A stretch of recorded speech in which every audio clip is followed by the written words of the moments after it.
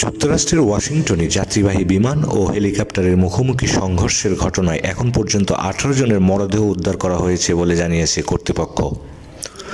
এর আগে বুধবার রাতে রোনাল্ড রিয়াল আন্তর্জাতিক বিমানবন্দরের কাছে অবতরণের সময় যাত্রীবাহী একটি অভ্যন্তরীণ বিমানের সঙ্গে সামরিক বাহিনীর একটি ব্ল্যাক হক হেলিকপ্টারের মুখোমুখি সংঘর্ষের ঘটনা ঘটে এবং বিমান ও হেলিকপ্টার পটোম্যাক নদীতে পতিত হয়। বৃহস্পতিবার ওয়াশিংটন থেকে এএফপি এ খবর নিশ্চিত করেছেন।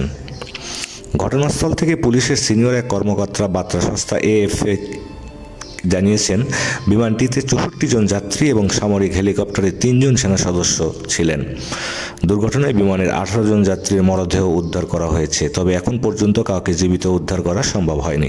দুর্ঘটনার সঙ্গে বিমানের সব ফ্লাইট বাতিল ঘোষণা করা হয়েছে।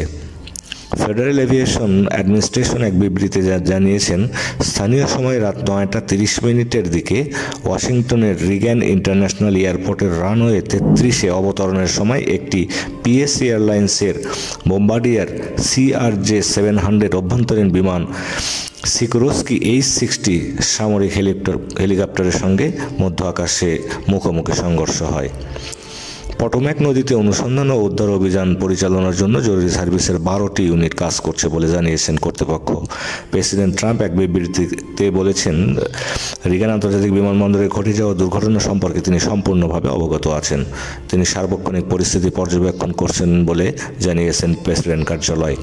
প্রেসিডেন্ট ট্রাম্প 18 জনের প্রাণহানিতে গভীর শোক ও দুঃখ প্রকাশ করেছেন।